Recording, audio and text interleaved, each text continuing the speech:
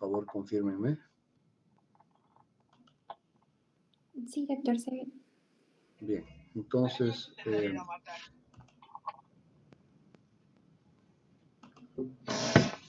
vamos a empezar con la clase de hoy, que es la tercera clase del tema de dolor, fiebre, inflamación y gota.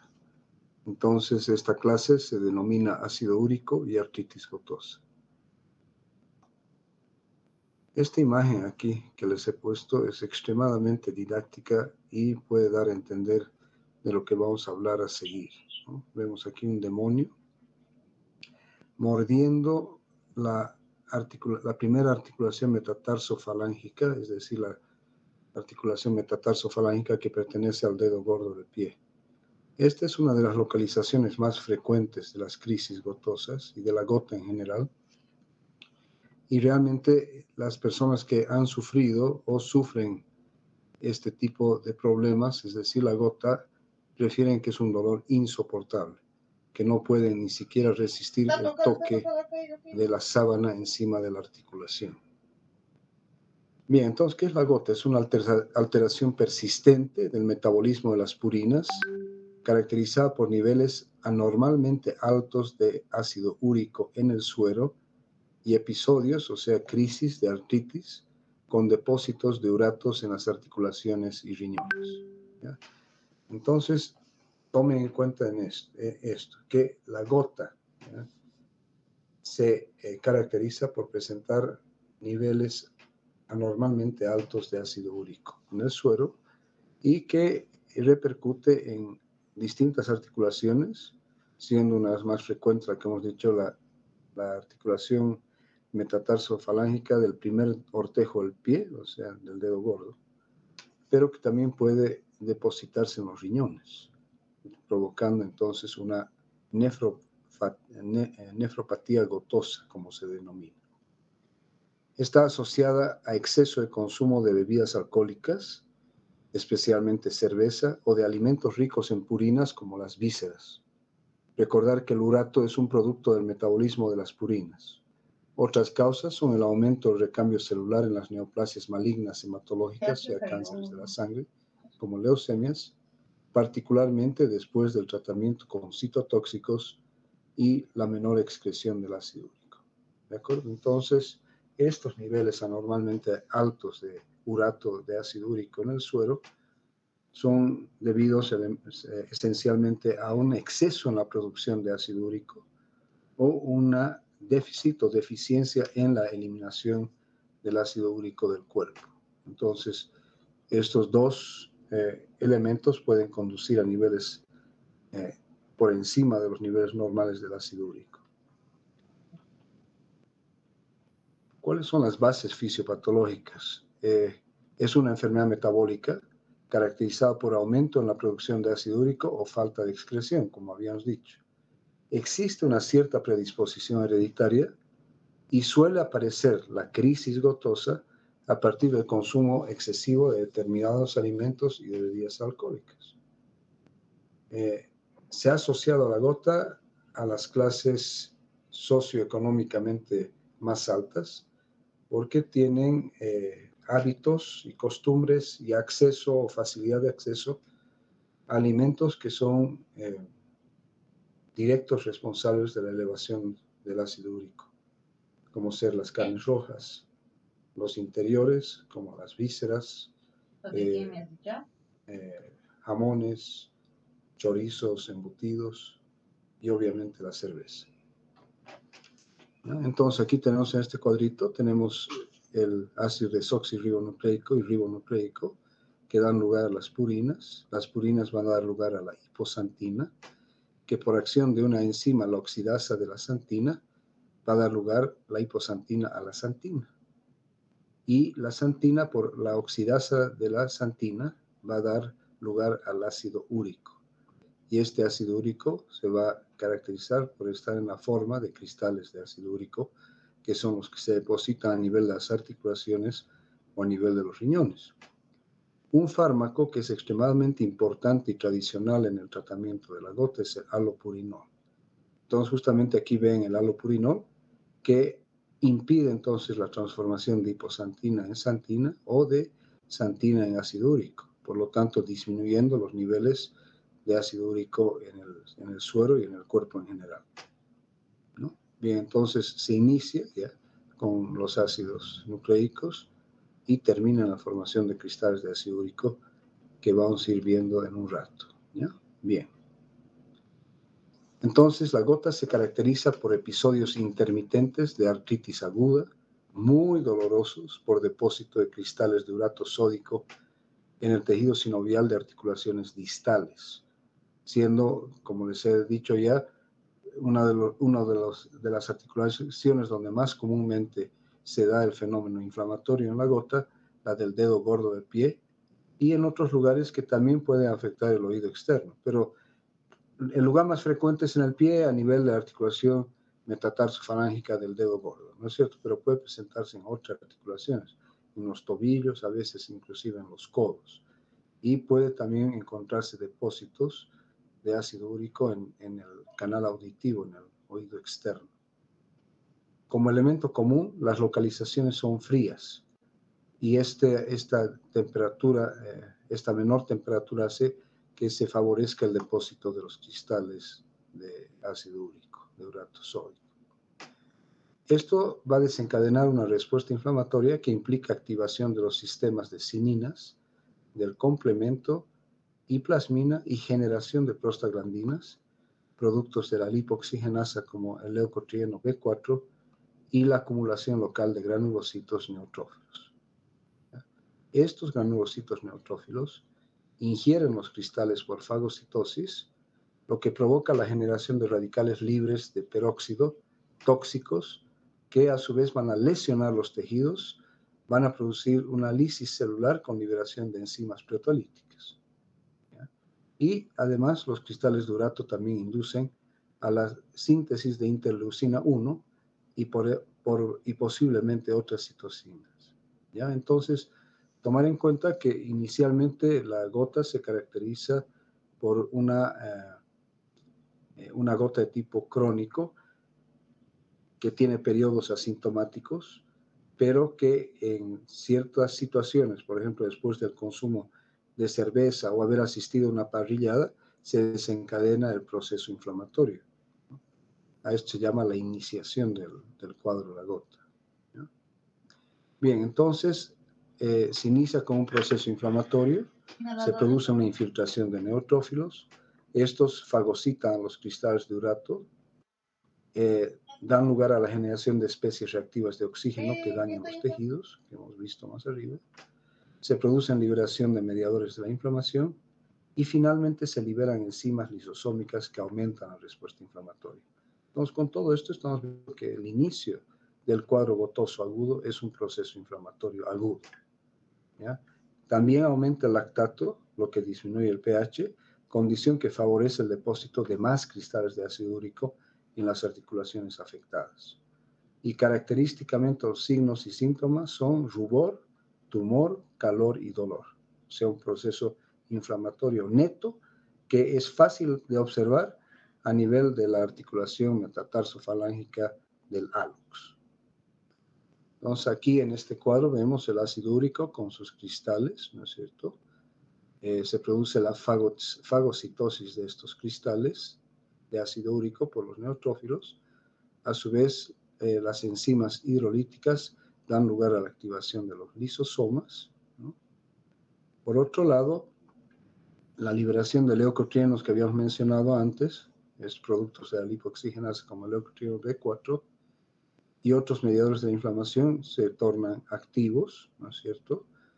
Y la rotura del lisosoma, seguida por muerte del fagocito y liberación de enzimas hidrolíticas, dan lugar entonces al cuadro de la inflamación aguda que ya hemos descrito en esta parte. ¿Ya? Entonces, hay que acordarse entonces de que inicialmente la gota es un proceso inflamatorio agudo que puede asentar sobre un proceso inflamatorio crónico, que la gota tiene periodos intercrisis asintomáticos, ¿no es cierto?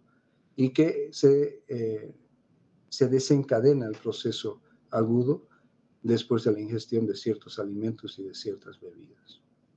Bien, en el en el proceso inflamatorio tenemos un fármaco que lo vamos a ver después, que es la colchicina. La colchicina, entonces, es extremadamente importante en inhibir el proceso inflamatorio de la gota. Y aquí vemos cómo está actuando. Así es. Bien. ¿Cuál es la evolución de la artritis gotosa? Primero, los depósitos articulares de cristales endógenos de urato monosódico, es lo primero. Segundo, la gota es la vía final común de los trastornos caracterizados por hiperuricemia. O sea, en general, en la gota aguda, ¿ya? Uno va a identificar niveles anormalmente altos de ácido úrico, pero no siempre, ¿ya? A veces podemos tener una crisis gotosa con niveles de ácido úrico dentro de los parámetros normales. Hay crisis pasajeras hasta llegar a la artritis gotosa crónica. Aquí ya aparecen los tofos, que son depósitos parecidos a la pasta de diente en la articulación, que se denominan tofos, que son depósitos de uratos, y continúa con el desarrollo de una nefropatía gotosa. De ahí que es muy importante, ¿no? Muy importante el impedir que se llegue a la nefropatía gotosa, porque esta va a llevar a una insuficiencia renal. Entonces, hablando de la patogenia de la inflamación aguda por cristales de urato monosódico, vemos que hay un periodo de iniciación, es decir, el proceso inflamatorio agudo, se da el establecimiento ya con el cuadro propiamente dicho, y luego, en teoría, espontáneamente, viene la fase de resolución, ¿ya? Entonces, esto es lo que caracteriza a la gota, un proceso crónico que tiene un periodo de iniciación o una fase de iniciación que da lugar al cuadro agudo, que es el establecimiento, y que luego viene la resolución. Bien, ¿cómo la clasificamos a la gota? Gota primaria, que es el 90% de los casos de gota, y gota secundaria, que solamente constituye el 10%. ¿Ya? La gota primaria generalmente se produce por defectos enzimáticos desconocidos. Hay un exceso de producción de ácido úrico o hay una déficit o disminución en la excreción. Estos dos elementos van a llevar a una hiperuricemia, ¿de acuerdo? El 90% de los casos de gota es gota primaria. Y el 10% es la gota secundaria, que es típica en pacientes que sufren trastornos hematológicos malignos como leucemias. Aquí hay un aumento en el recambio de ácidos nucleicos, da lugar a nefropatías crónicas, de ácidos nucleicos, que lleva entonces este exceso de ácidos nucleicos lleva a una mayor formación de ácido úrico y lleva a hiperuricemia. Y en otro caso, las nefropatías crónicas, o sea, sería secundaria a las nefropatías crónicas, donde existe una disminución en la excreción del ácido úrico. Y por último, tenemos la gota secundaria debido a errores congénitos del metabolismo.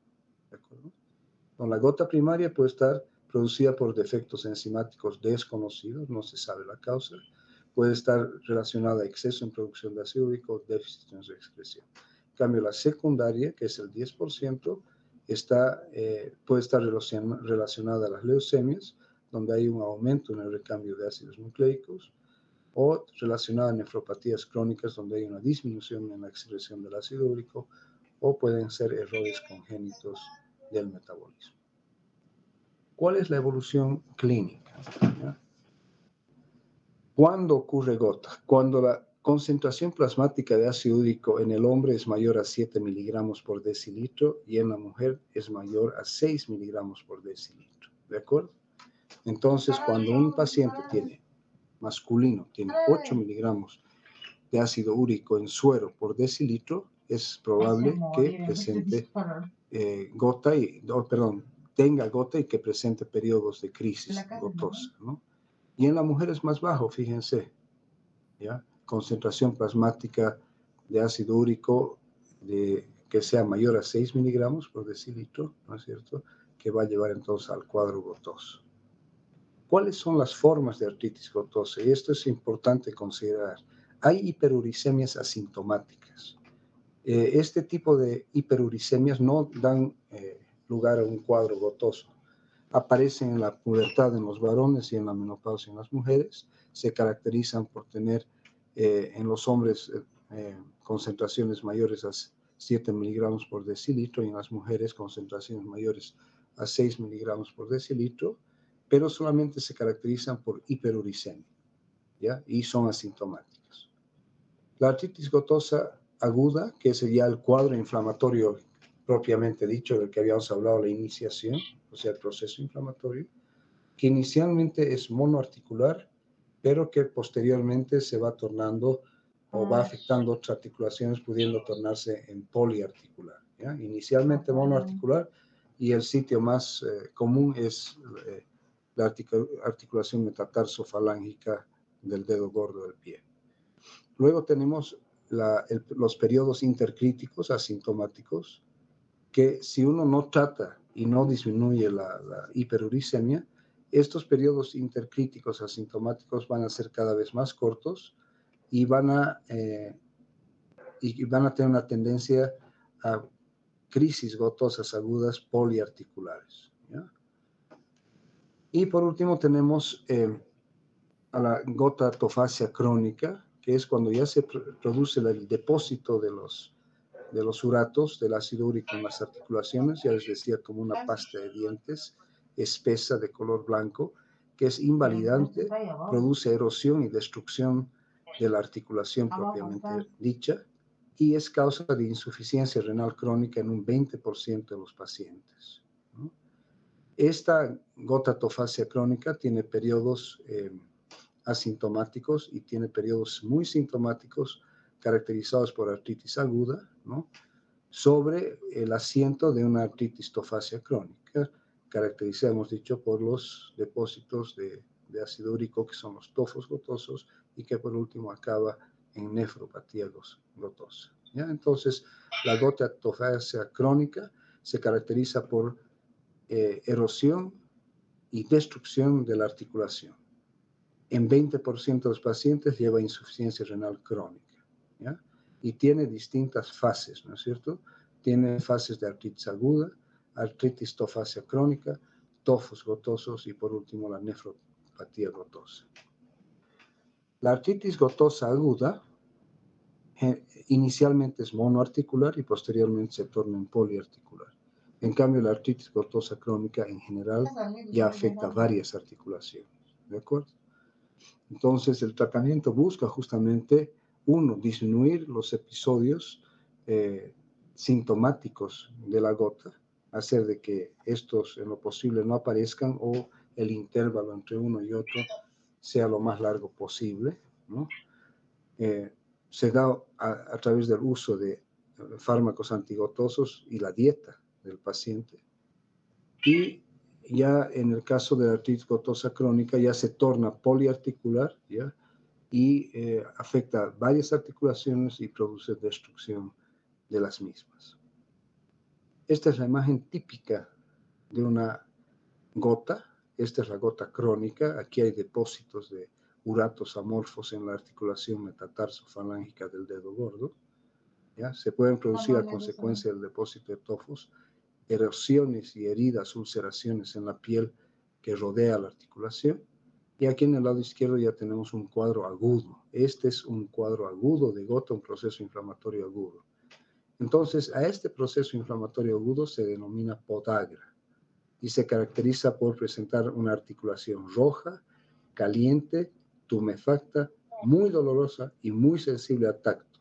Es decir, que hemos dicho de que ni la sábana el paciente gotoso tolera que se apoye sobre esta articulación, ¿ya? Entonces, la podagra es ya la fase clínica visible de la gota aguda, ¿no? Articulación roja, caliente, tumefacta y muy dolorosa y muy sensible al tacto, ¿ya?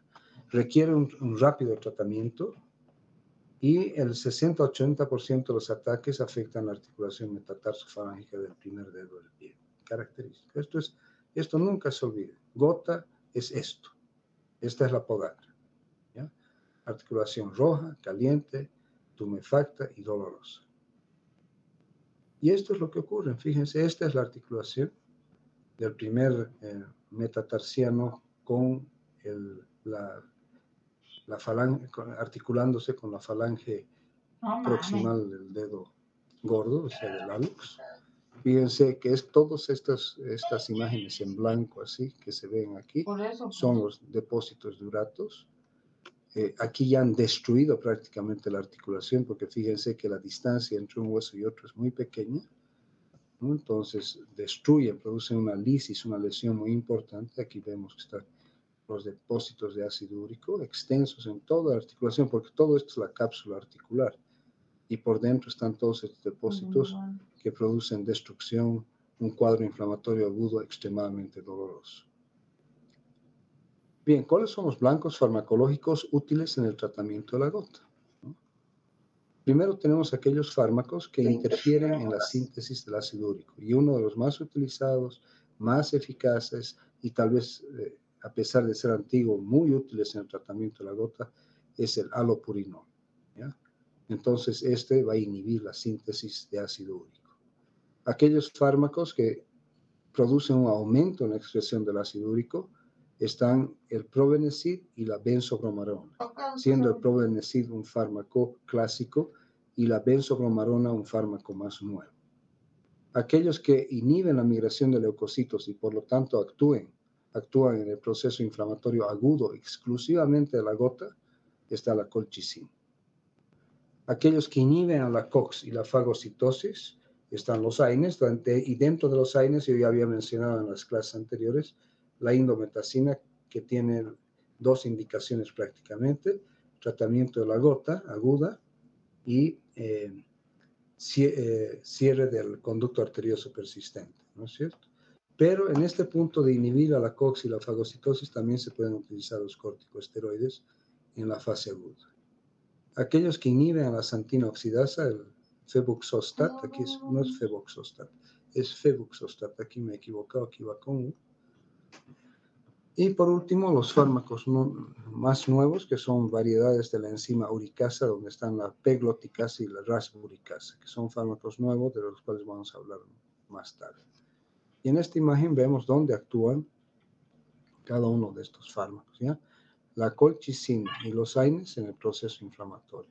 Podemos decir que la utilidad de la colchicina radica fundamentalmente en el efecto antiinflamatorio de la misma en la gota aguda. Es muy eficaz. Y también los AINES actuando en el proceso inflamatorio agudo, ¿no? Luego tenemos el alopurinol, que impide la transformación de la santina en ácido úrico, como estamos viendo aquí, ¿no? ¿Ya? Y aquellos que favorecen la excreción del ácido úrico ya por la vía renal, donde están el probenecid, el sulfimpirazol, ¿ya? Estos que favorecen la eliminación del ácido úrico se los denomina uricosúricos, es decir, que favorecen la eliminación del ácido úrico, ¿ya? Y aquellos que, como los que corresponden a la variedad de la enzima uricasa, como la pegloticasa y rasburicasa, se los denomina como uricolíticos, es decir, que producen destrucción del ácido úrico, ¿ya? Bien. ¿Cuáles son los objetivos que se persiguen con el tratamiento de la gota? Son fundamentalmente dos objetivos terapéuticos. En primer lugar, combatir el proceso inflamatorio. Y aquí básicamente vamos a usar la colchicina, cuyo único efecto antiinflamatorio se da en la crisis gotosa. Después no tiene ese efecto. Los AINES y los corticosteroides cuando sean necesarios, ¿ya? Si ustedes me preguntan cuál AINES sería que se puede utilizar en la gota aguda, cualquiera, el que produzca mayor alivio en un paciente en particular. Entonces, estos son los que van a combatir el proceso inflamatorio, tanto crónico como agudo. Pero la colchicina más en la fase aguda, aunque se puede utilizar por periodos de tiempo más largos. El objetivo es reducir los niveles de ácido úrico en sangre, y entre los que se encuentran los inhibidores de la santina oxidasa, donde están el alopurinol y el febuxostat. Aquí ya está bien escrito. El febuxostat, que son inhibidores de la síntesis de ácido úrico. Y aquellos que favorecen la eliminación de ácido úrico por la orina, los úricos, el probenecid, la benzbromarona y dos fármacos que tienen indicaciones bastante precisas que las vamos a ver posteriormente, el lesinurad y el dotinurad, que son fármacos más nuevos con indicaciones precisas, ¿ya? Y los fármacos que corresponden a los recombinantes de la uricasa, que metaboliza el urato a alantoína, donde está la pegloticasa, ¿no? Es decir, el ácido úrico o el urato lo convierten en alantoína. Está la pegloticasa. Bien, entonces aquellos que inhiben la síntesis, solamente recordando, el allopurinol y el febuxostat. Aquellos que favorecen la destrucción, uricolíticos, la rasburicasa y la pegloticasa. Y los fármacos que aumentan la eliminación del ácido úrico, el probenecid, la sulfimpirazona y la benzobromarona. ¿Ya? En el momento que cualquiera de ustedes tenga alguna pregunta, me la hace. No duden en hacerme la pregunta. ¿Ya? Prefiero que paremos un ratito la clase, expliquemos, que quede todo claro y seguimos adelante. ¿Ya? Entonces, veamos esto. El tratamiento de la hiperuricemia y la gota, tenemos dos objetivos terapéuticos. Combatir el proceso inflamatorio, colchicina, AINES, corticosteroides. Y reducir los niveles del ácido úrico en sangre, que puede ser impidiendo la formación del ácido úrico, como con el uso de allopurinol y febuxostat, y aquellos que podemos favorecer la eliminación del ácido úrico, donde está el probenecid, la benzobromarona, el lesinurad y el dotinurad. Y por último, aquellos que favorecen el metabolismo del urato a la alantoína, donde está la pegloticasa. ¿Ya? Bien, la indometacina, entonces vamos a hablar de aquella que ya hemos dicho del proceso inflamatorio, ¿no es cierto? ¿Se acuerdan? ¿Ya? ¿No? Aquellos que van a actuar netamente, aquí habíamos visto, ¿no? A la colchicina, aquí, actuando a nivel del proceso inflamatorio. La colchicina y cualquier AINE, como la indometacina, el meloxicam, el diclofenaco, el ibuprofeno, cualquiera, al que mejor responde el paciente. Entonces, habíamos dicho que la indometacina es un AINE potente, tiene un efecto antiinflamatorio potente y un efecto analgésico potente. Sin embargo, puede producir aplasia medular, por lo cual las únicas indicaciones actuales para el uso de indometacina, insisto, la gota aguda y la persistencia del conducto arterioso. Es un AINE más eficaz que la aspirina para aliviar la inflamación, al igual que la aspirina es un inhibidor de la COX, pero no es selectivo. Actúa tanto sobre COX-2 como sobre COX-1, reduce la producción de prostaglandinas e inhibe la fagocitosis de los cristales de ácido úrico por los macrófagos. Que esta fagocitosis de los cristales de ácido úrico por los macrófagos son los que están íntimamente relacionados con el proceso inflamatorio agudo. ¿Ya? ¿Cuál es el uso? ¿Cuáles son las indicaciones para el uso de la indometacina? Tratamiento agudo de la artritis gotosa. ¿Ya? Dentro de los efectos adversos, ¿no? Además de la aplasia medular que puede producir, gastrointestinales, ¿no? Con irritación, sangrado, ulceración, renales con disuria, nefritis intersticial, ¿no? Y hematológicos, como hemos dicho, con aplasia medular. Entonces aquí vemos que dentro de los efectos adversos que desencadena la indometacina hay náuseas y vómitos, trastornos digestivos, dolor tipo cólico, puede haber diarrea, puede haber anorexia y puede haber cefalea. Entonces estos son los efectos adversos más comunes de la indometacina. También dentro del tratamiento del proceso inflamatorio agudo está lo que habíamos dicho, la colchicina, muy eficaz en el tratamiento de la inflamación aguda de la gota, ¿ya? Es un alcaloide obtenido de la planta Colchicum autumnale, que aquí vemos la flor, ¿ya? De esta flor de esta planta se obtiene la colchicina. ¿Cuáles son las propiedades farmacológicas de la colchicina? Tiene un efecto antiinflamatorio selectivo de la artritis gotosa aguda, es decir, que en el único caso donde la colchicina tiene un efecto antiinflamatorio es en la artritis gotosa aguda. No tiene acción antiinflamatoria en otros tipos de inflamación, ni capacidad analgésica por sí misma. ¿De acuerdo? Es una característica propia de la colchicina que actúa muy bien en la artritis gotosa aguda. No influye en la concentración de ácido úrico en sangre, ni tampoco en la excreción renal. Es netamente antiinflamatoria. Su acción es relativamente rápida, se inicia en las primeras 24 a 48 horas después de la administración oral y a las 6 a 17 horas después de la administración por vía intravenosa. Cuando el paciente mejora después de haberse administrado colchicina, se confirma el diagnóstico del ataque gotoso. Deben transcurrir un mínimo de 3 días, pero de preferencia de 7 a 14 días, entre los ciclos de tratamiento para la gota con colchicina, a fin de evitar la toxicidad acumulativa de la misma. ¿Ya? ¿Sí? Entonces, se administra cíclicamente, solamente en los casos cuando hay una crisis gotosa aguda, una crisis, ¿no? Una gota aguda, muy eficaz como antiinflamatorio, pero después se debe dar un mínimo de 3 días o de 7 a 14 días sin administrar colchicina nuevamente entre los episodios intercrisis o intercríticos de la gota. La colchicina alivia de manera espectacular los ataques de gota aguda. Eso es increíble. Paciente con cuadro gotoso agudo extremadamente inflamada, la articulación o las articulaciones tiene un efecto antiinflamatorio potente, importante, rápidamente. ¿Ya? Es eficaz en casi 2/3 partes de los pacientes que la reciben en las primeras 24 horas siguientes al inicio del ataque.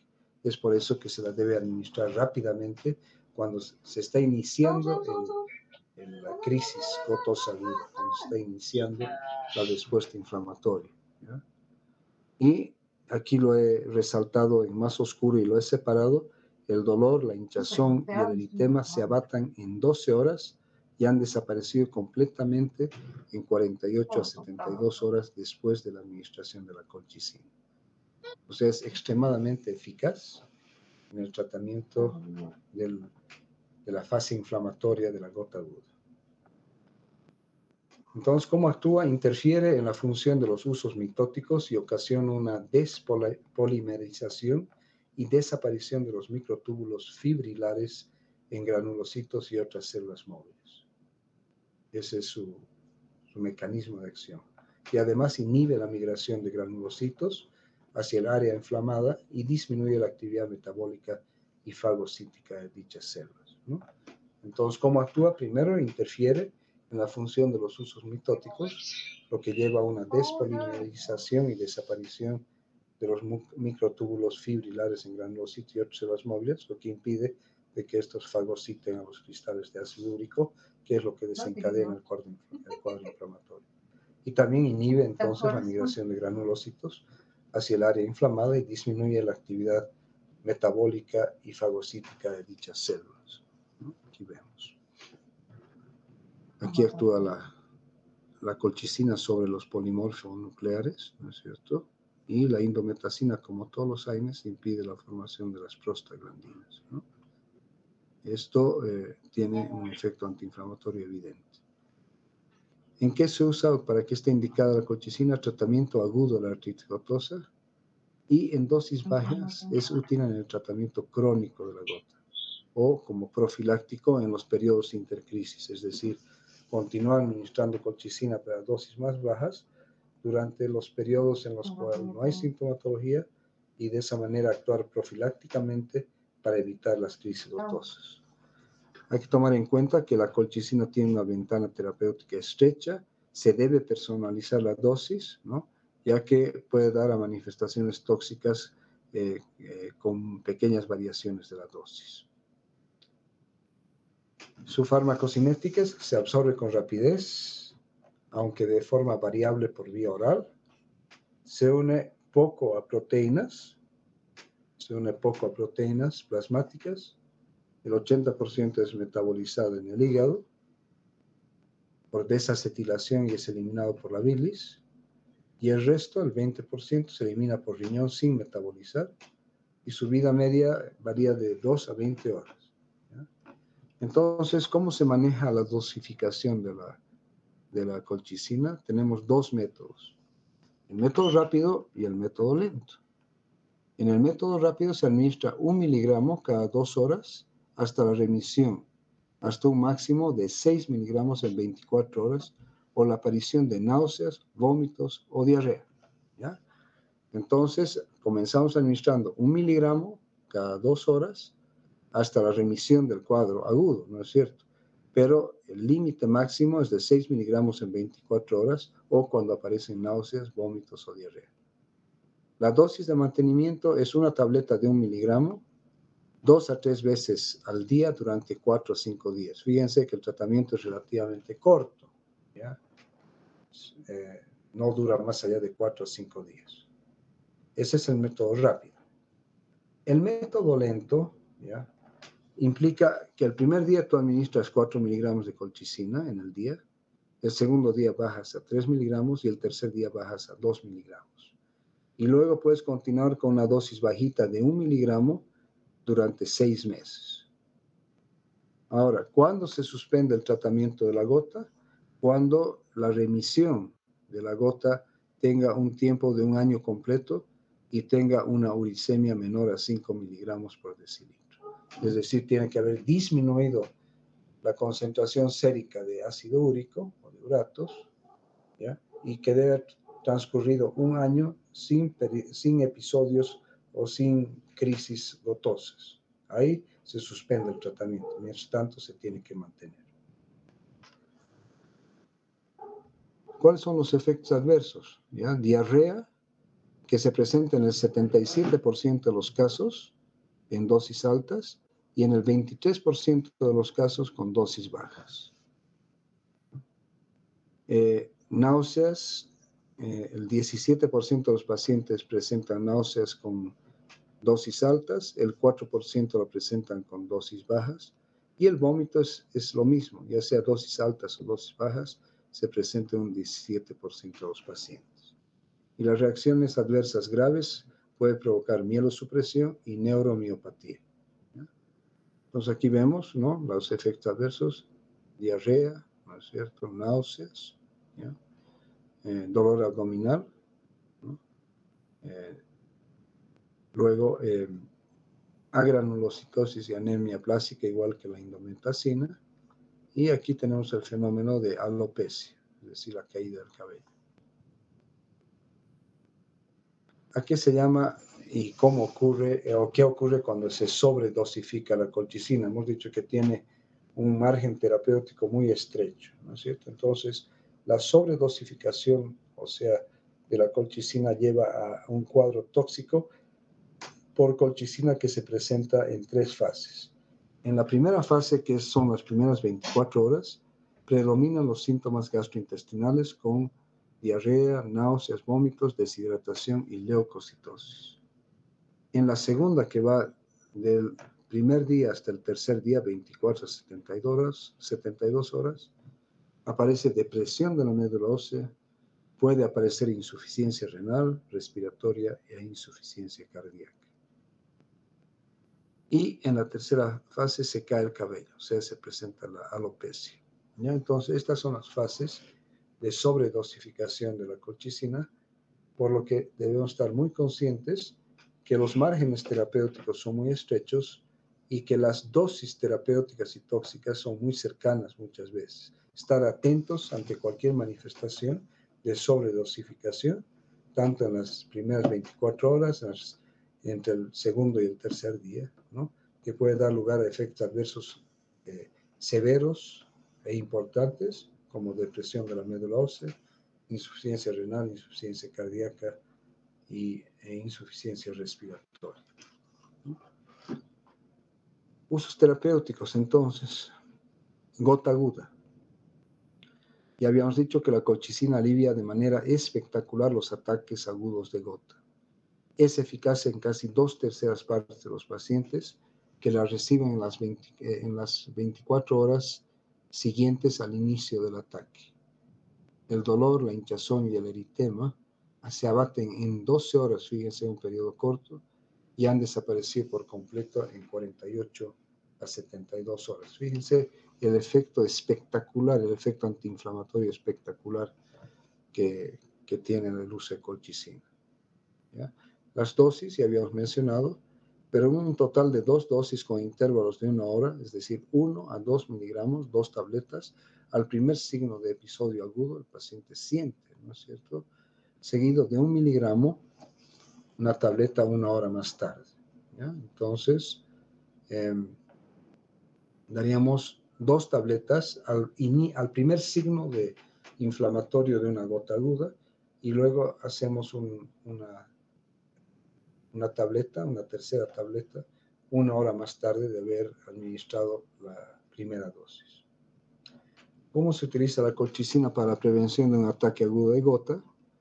Y esta es una indicación aprobada por la FDA para la colchicina, es la prevención de la gota recurrente, en particular en etapas iniciales del tratamiento contra la hiperuricemia. Y ya habíamos mencionado que la dosis típica para profilaxis es de 1 miligramo, ¿no es cierto? De 1 miligramo, tomados 3 o 4 días por semana en pacientes que tienen menos de un ataque por año. ¿Ya? Entonces, si la vamos a usar en forma profiláctica para evitar una crisis gotosa aguda, se toma una tableta de 1 miligramo, ¿ya? Durante 3 o 4 días de la semana, ¿ya?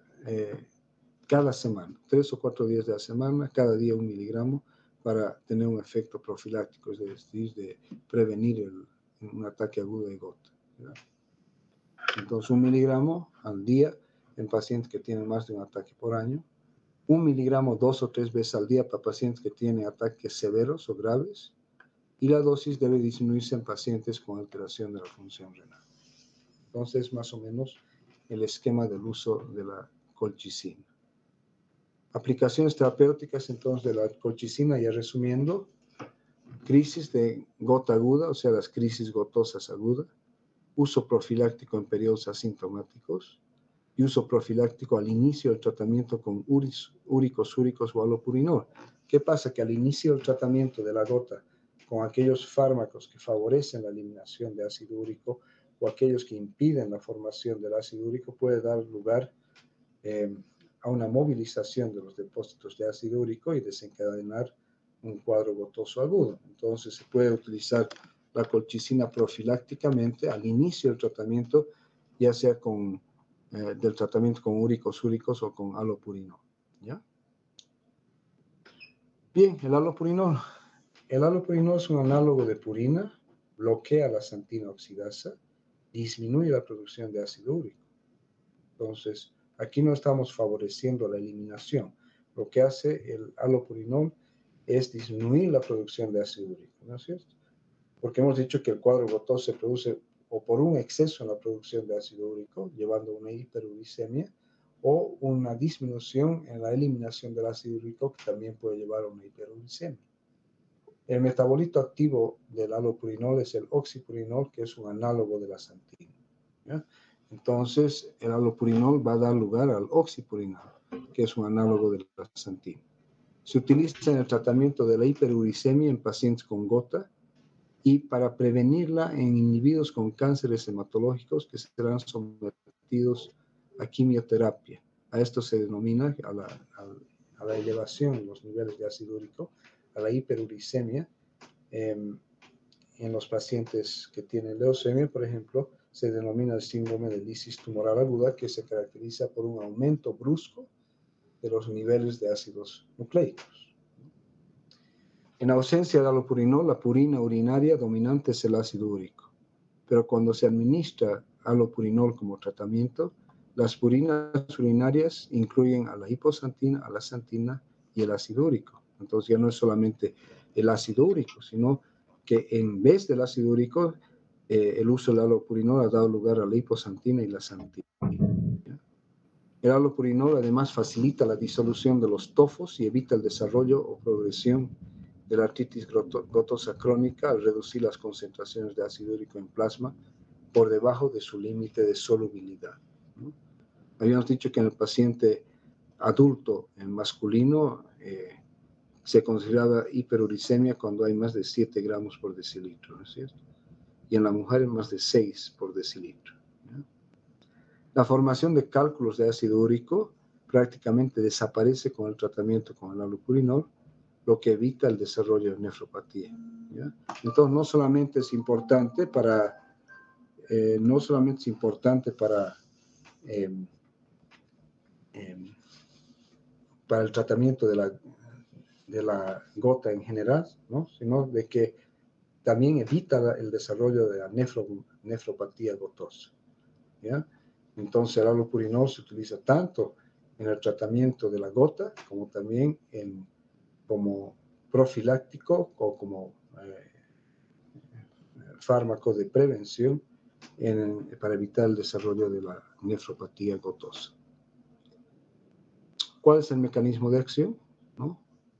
Es un análogo estructural de la hiposantina. Reduce los niveles de ácido úrico plasmáticos por los siguientes mecanismos. Es un sustrato de la santina oxidasa, la enzima, ¿no?, que oxida la santina, a la que inhibe competitivamente. Ya lo vamos a ver en un cuadrito. Da lugar, en vez de dar lugar a ácido úrico, entonces, va a dar lugar a oxipurinol, que a su vez también es un inhibidor de la santina oxidasa. Entonces, tanto el allopurinol como su metabolito, el oxipurinol, inhiben a la santina oxidasa. ¿Ya? Y por lo tanto, esta inhibición de la santina oxidasa da lugar a la inhibición de la síntesis de novo de purinas. Es muy eficaz. Entonces, ¿cuáles son los efectos del uso del ácido úrico? Reduce la concentración de ácido úrico, o sea, los niveles o la concentración sérica de ácido úrico. Favorece la disolución de los tofos, evita la aparición de ataques agudos e impide la aparición de complicaciones como son la nefropatía. Y prácticamente desaparece la posibilidad de que se formen cálculos de ácido úrico y con ello la aparición de nefropatías. ¿Ya? Entonces, el efecto principal a través del mecanismo de acción del allopurinol, que al ser un análogo estructural de la hiposantina, se convierte en un sustrato de la santina oxidasa, ¿no es cierto? Entonces, el efecto va a ser una disminución en la síntesis de ácido úrico. ¿Ya? Entonces, aquí tenemos el mecanismo de acción esquematizado. Tenemos a la hiposantina, que va a dar lugar a la santina. ¿Ya? Y por acción de la santina oxidasa, ¿no?, la hiposantina se convierte en santina. A la vez, el allopurinol, en vez de que la hiposantina dé lugar a santina y ácido úrico, el allopurinol da lugar a oxipurinol. O sea, está inhibiendo a la santina oxidasa, ¿no es cierto? ¿Ya? Y por lo tanto, ¿no es cierto?, el allopurinol impide la transformación de hiposantina en santina. Y al no haber eso, no hay ácido úrico, y si no hay ácido úrico, el allopurinol se va a transformar en oxipurinol. ¿No?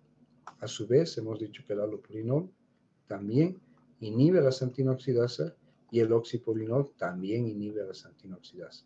Entonces, el allopurinol produce un efecto inhibitorio de la santina oxidasa y su metabolito, que es el oxipurinol, también inhibe a la santina oxidasa.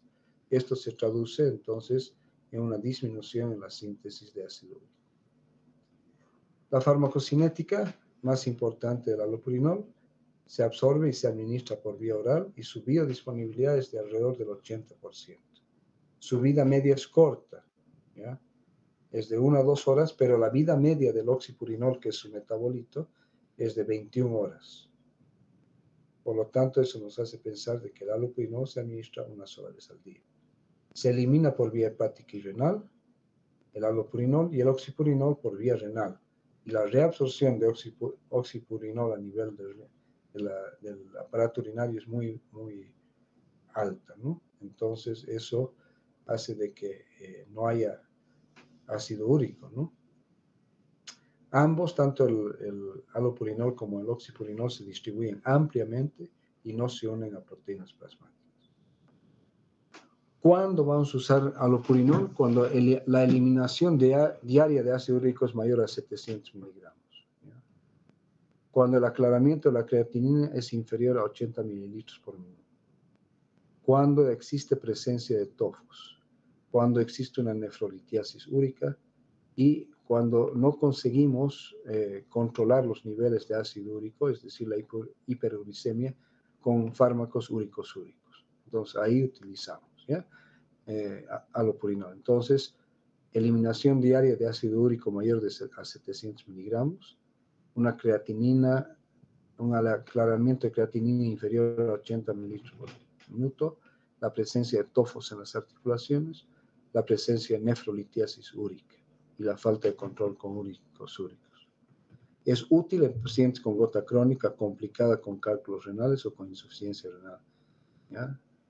Por eso que está indicada en la nefrolitiasis úrica, ¿no?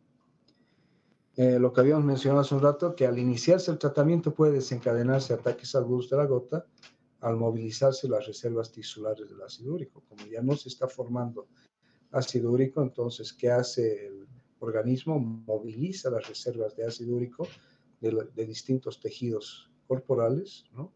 Y esta elevación del ácido úrico sérico por encima de los límites normales puede dar lugar a una crisis gotosa aguda.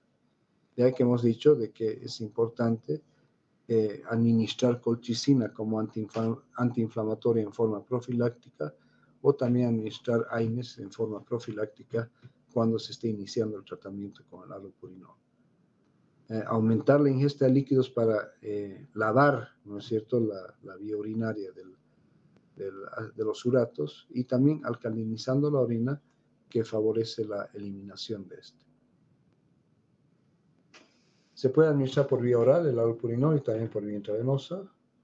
La dosis terapéutica proporciona un tratamiento eficaz para la gota primaria y secundaria y también para la hiperuricemia secundaria a cánceres y a pacientes que presentan cálculos, o sea, nefrolitiasis por oxalato de calcio. ¿Cuál es el objetivo del tratamiento con el allopurinol? Es reducir la concentración plasmática de ácido úrico a menos de 6 miligramos por 100 ml, ¿no es cierto?, que es el objetivo fundamental, tanto en hombres como en mujeres, ¿ya? Y para evitar una crisis gotosa aguda, se puede administrar cualquier antiinflamatorio, pero es muy eficaz también el tratamiento profiláctico con colchicina, ¿no? Así evitamos entonces que se presente una crisis gotosa aguda. Recordar que el consumo de líquidos debe ser suficiente para conservar un volumen urinario diario de 2 litros y se prefiere una orina ligeramente alcalina. En esto podríamos administrar ciertas sustancias alcalinas como el bicarbonato de sodio para alcalinizar la orina y favorecer su eliminación. Se inicia con dosis de 100 miligramos en pacientes con tasas de filtración glomerular calculada mayor a 40 miligramos por minuto y se van realizando incrementos a la dosis inicial de 100 miligramos cada semana a otros 100, entonces 100, 200, 300, ¿ya? La mayor parte de los pacientes debe mantenerse con dosis de allopurinol que van de 150 a 300 miligramos por día una vez que se alcanzan concentraciones plasmáticas de ácido úrico, ¿ya?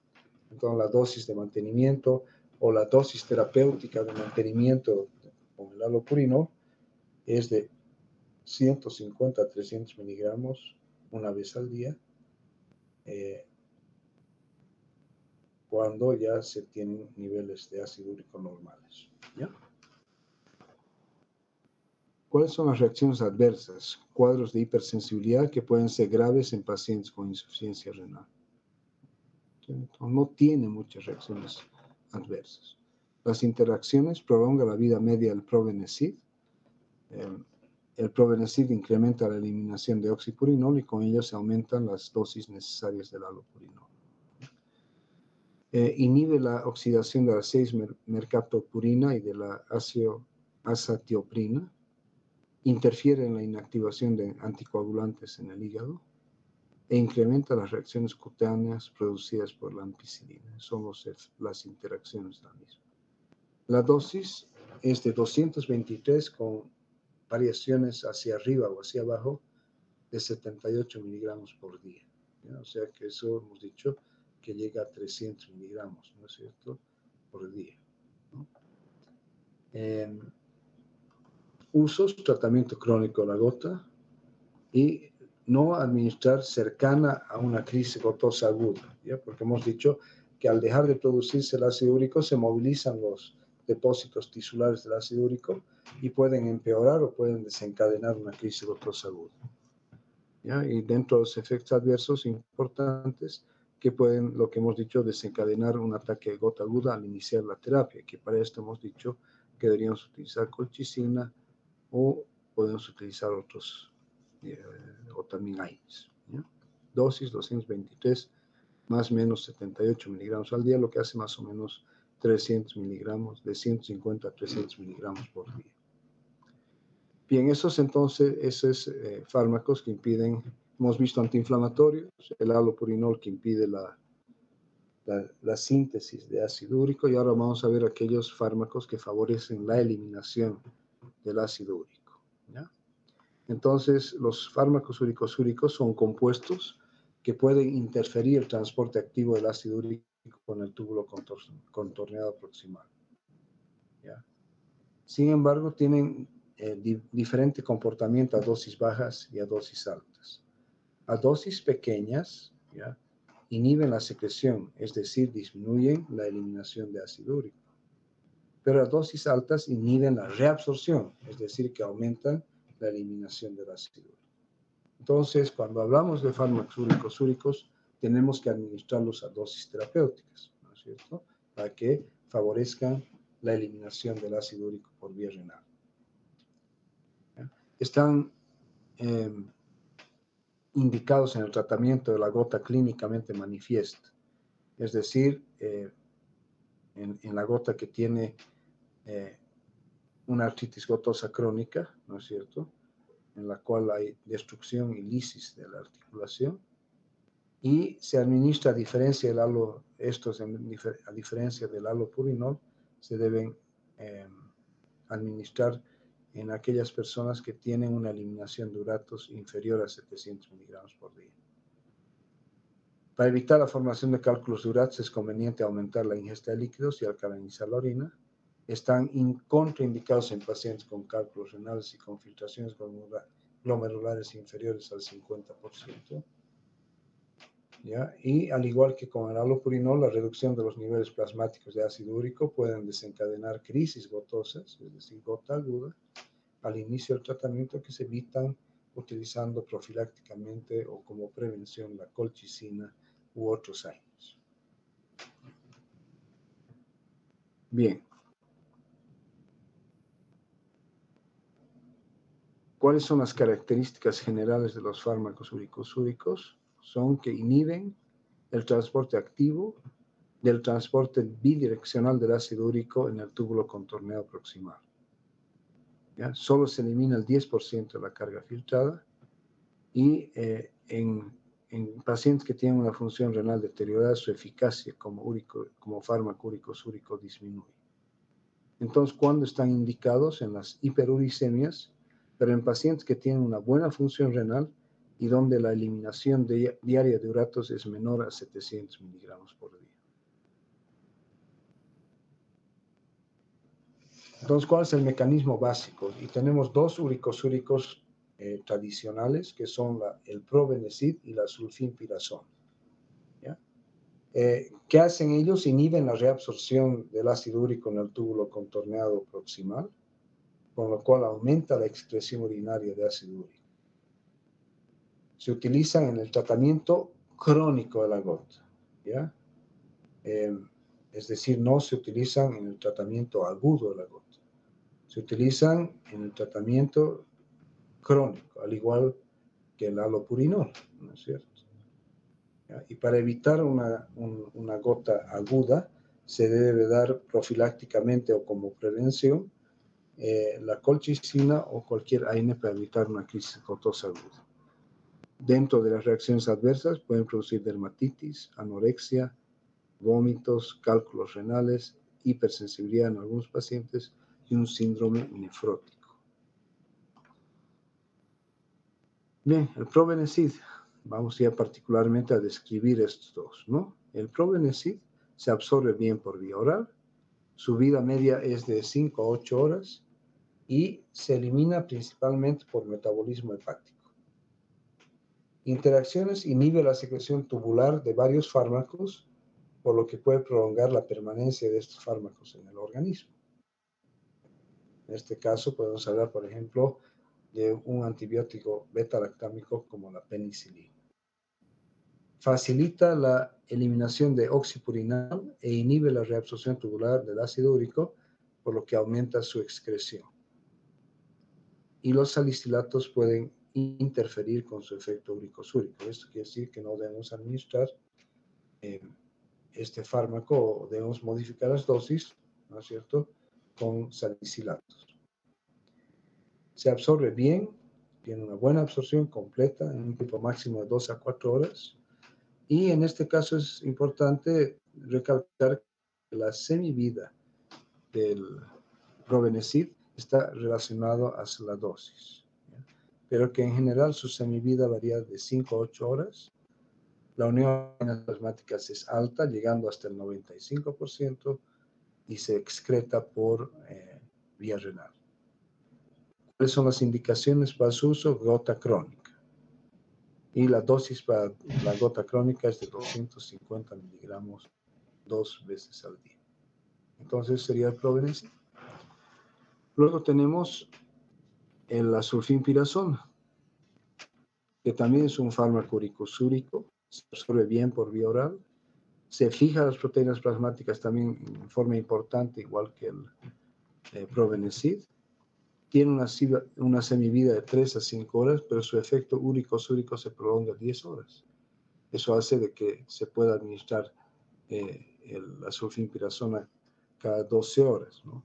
Se elimina por secreción renal de forma activa, puede producir como efectos adversos irritación gastrointestinal y reacciones de hipersensibilidad, y los salicilatos interfieren en la secreción de sulfimpirazona.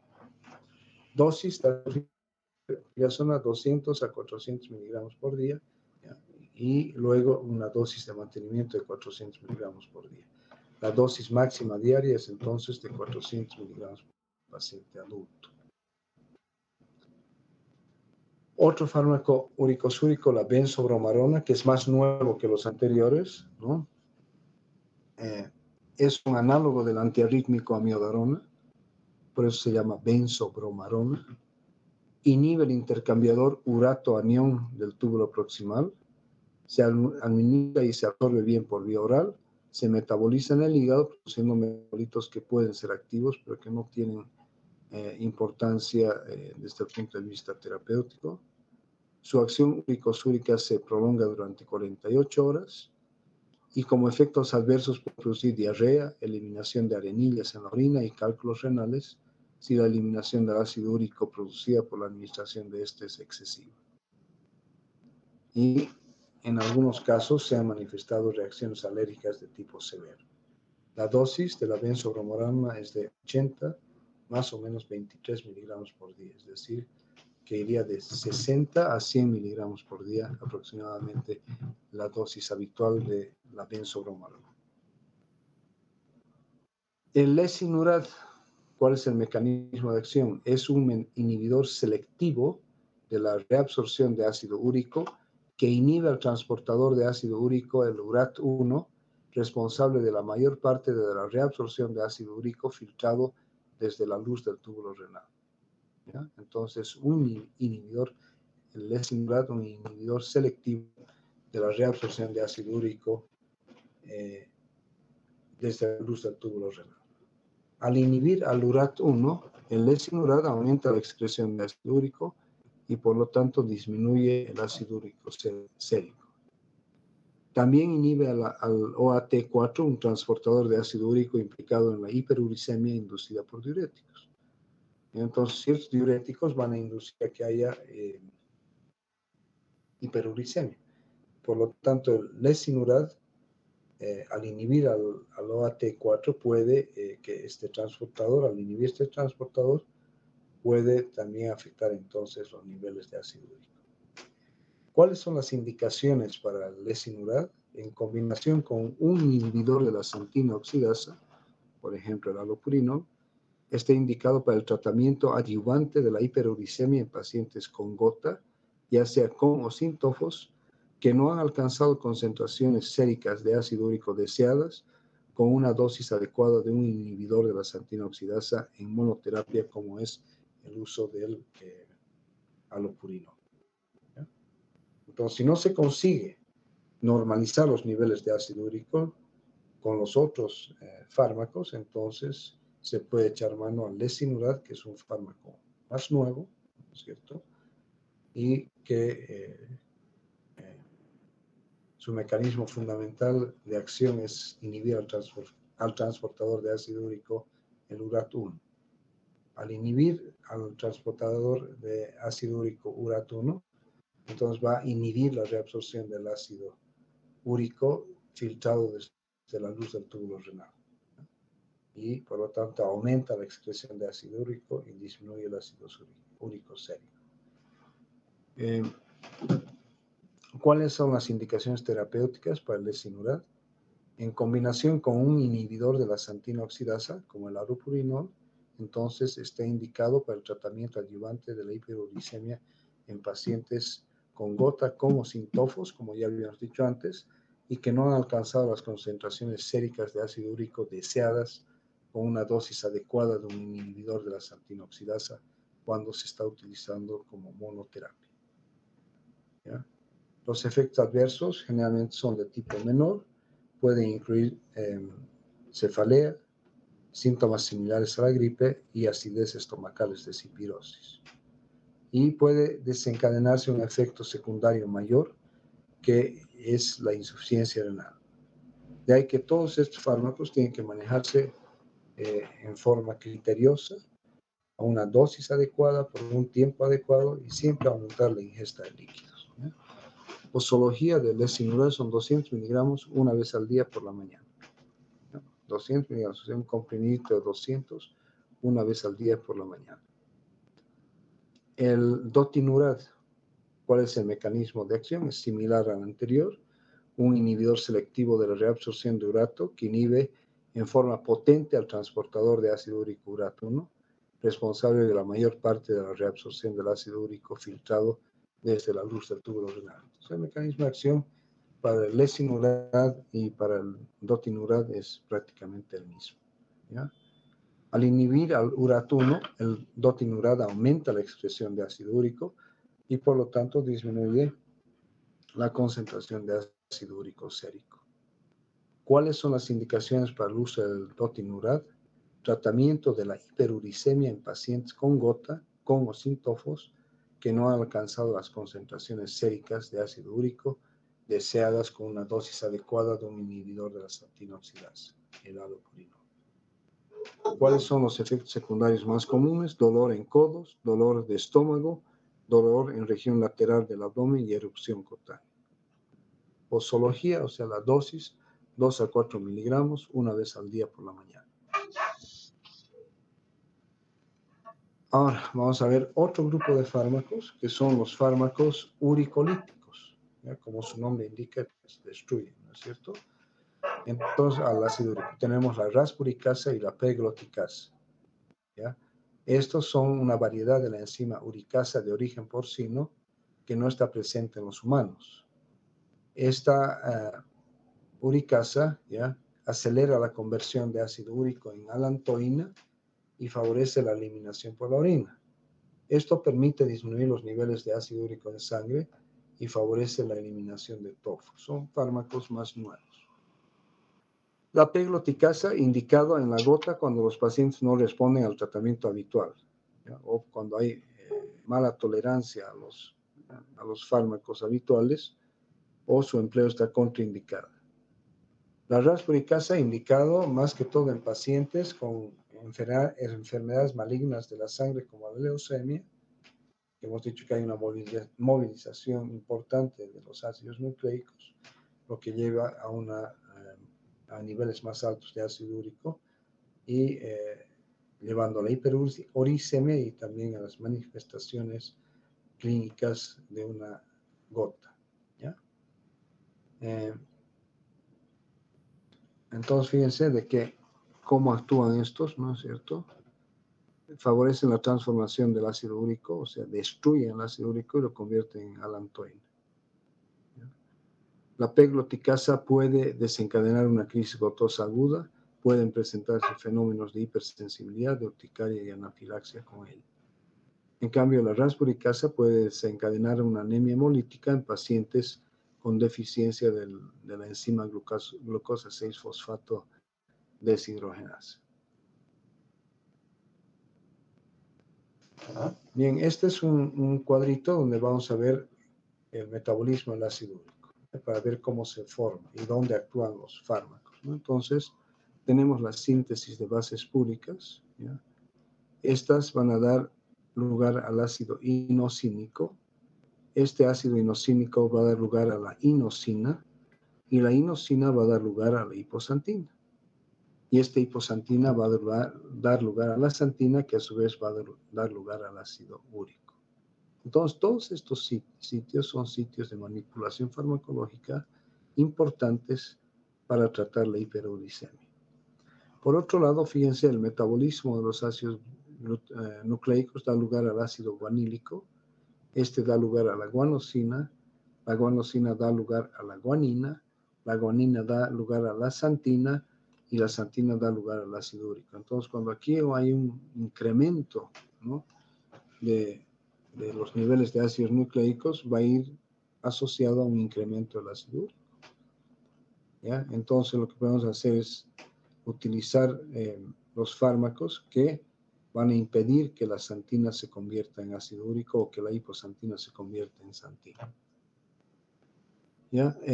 Y este es el otro lado, ¿no?, del metabolismo del ácido úrico. Tenemos el metabolismo de ácidos nucleicos, el ácido adenílico, que da lugar a la adenosina y a la adenina, y esta da lugar a la 2,8-dioxaadenina.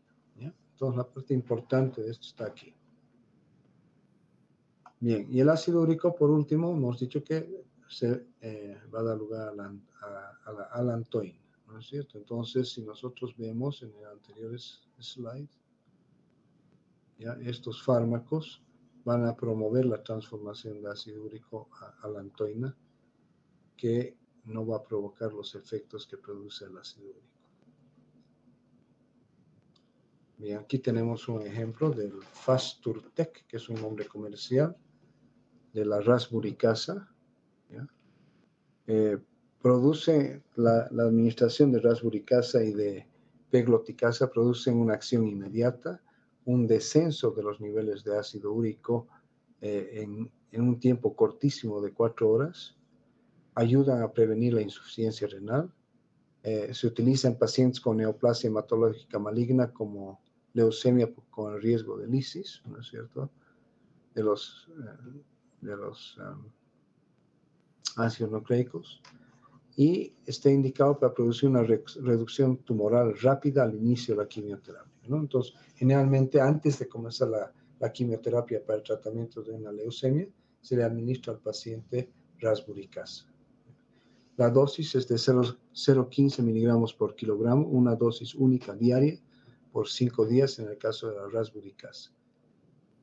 Y en el caso de la pegloticasa, la administración se hace por vía endovenosa cada 2 semanas. Contraindicaciones, como siempre, hipersensibilidad, deficiencia de glucosa 6-fosfato deshidrogenasa, que es una vía metabólica, ¿no es cierto?, de ciertas sustancias, y otras alteraciones metabólicas celulares que causan anemia hemolítica. Está contraindicado, ¿ya? Bien. Entonces, aquí tenemos un cuadrito esquemático, ¿no?, de la formación de ácido úrico. Entonces, tenemos la hiposantina, ya la habíamos visto en el primer slide o segundo o tercer slide, que por acción de una enzima, la santino-oxidasa, da lugar la hiposantina a la santina. Y la hiposantina también por la misma enzima santino-oxidasa da lugar a la formación de ácido úrico, donde actúan dos de los fármacos impidiendo que la hiposantina se transforme en santina y ácido úrico, están el allopurinol y el febuxostat, entonces disminuyen con esto los niveles de ácido úrico,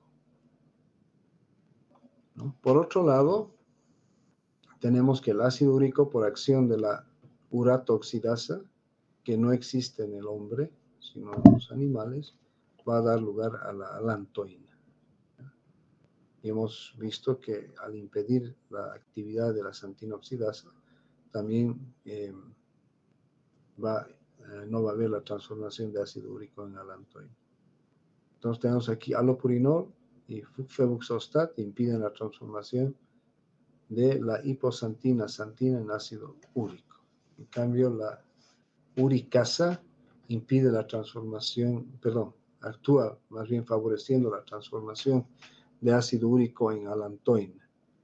Entonces no va a haber niveles altos de ácido úrico, pero sí niveles altos de alantoína, ¿no es cierto?